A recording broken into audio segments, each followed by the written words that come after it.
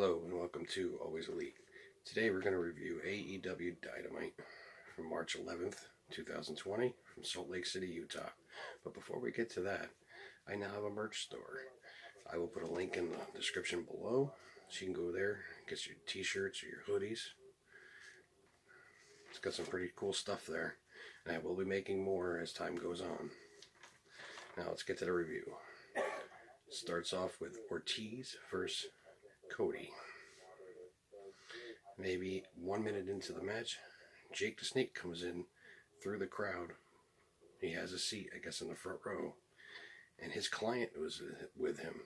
His client is Lance Archer. That's an interesting twist. I kind of had a feeling that it was going to be him or Brody Lee, but it turned out to be Lance, which is good. Which ultimately distracts CODY when they go and sit down, and Ortiz completely takes control here. Ortiz from that point on works on CODY's left quad. For some odd reason he targeted his quad. And CODY was getting no help from Arn. Excuse me. At this point, CODY gets very little offense,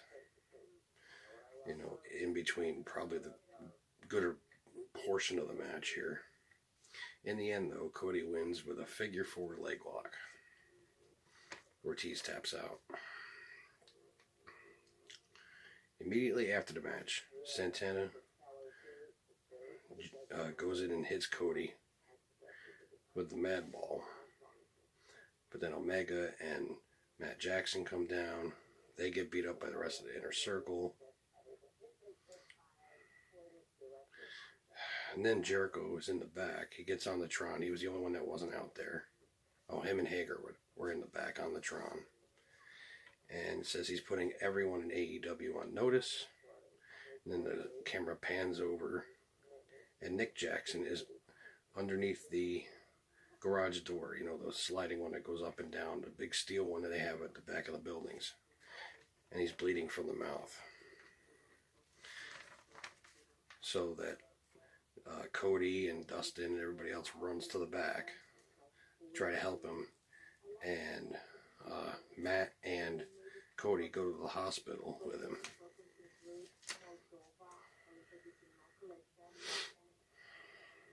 Next up, it was B. Priestley and Nyla Rose versus Chris Statlander and Hikaru Shida. Nyla and B attack right before the bell. Nyla and B beat up on Shida for most of the match. She's in there a very long time. Chris is in there maybe a couple of minutes. She does some damage, but during the break, Statlander tags and works over B. Priestley pretty good. But Nyla ends it with a beast bomb and a pin. There wasn't really that much to the match. Most of it was in the ad break. Then there was a promo from Christopher Daniels making fun of the Dark Order. He did one of their promos with him in it. It's hilarious. He then, at the end of the promo, challenges Evil Uno and Stu Grayson to one-on-one singles matches. Then we get the Butcher and the Blade and MJF versus Jurassic Express.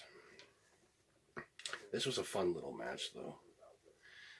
Lots of action. MJF starts off begging Luchasaurus. From behind him, the Butcher and the Blade come in and chop block him down. Later in the match, Jungle Boy gets the hot tag and clears the ring. In quick fashion, he was actually faster than I've ever seen him before with all his moves. It's very quick today. And then, really late in the match, Luchasaurus and Butcher face off in the middle of the ring. They square off, pounding each other. The two big behemoths guys. I mean, geez. They're really large. After Luchasaurus and Jungle Boy were taken out, MJF taps out Marco's stunt with the Salt of the Earth.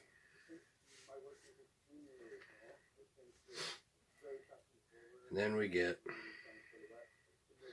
again, Tony introducing Britt Baker to speak. Britt talks crap about the crowd and Utah itself about being a dry state, how she can't get a drink. Tells the crowd they all look alike. It says, and then just Britt runs her mouth just some more. Britt throws coffee into Big Swole's eyes because Big Swole come out and was confronting her about shutting her mouth. And then Britt runs away. Next up, it was Private Party and Joey Janela versus the Death Triangle of Phoenix, Pentagon Jr., and Pac. Death Triangle rushes their opponents right away, right before the bell.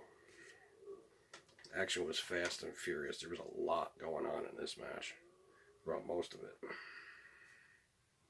Through the break, though, Private Party is on the attack, but Pac gets back into the ring and takes control. It was great wrestling by everybody. It really was. Lucha Bros with the zero fear factor, and then Pac with the black arrow to Joey Janela and a pin for the win. Right after the 3 count, the three of Death Triangle, all 3 members of Death Triangle,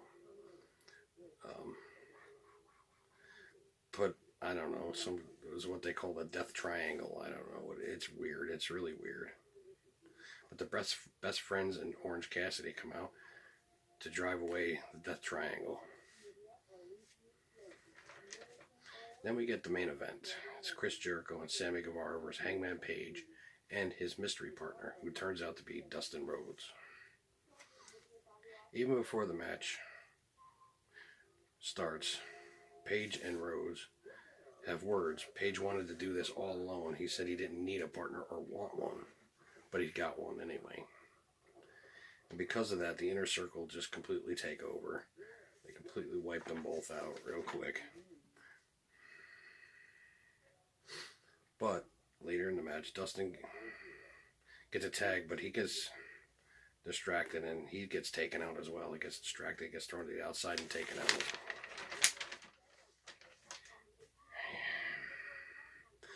It all ends with a code red, then a buckshot lariat. And Page and Dustin get the win, which is ironic, considering that, yet again, standard wrestling, someone takes 95% of the match and then the other ones come back. Immediately after the match, the rest of the Inner Circle jump in. Kenny Omega comes down with a broken hand, which he received.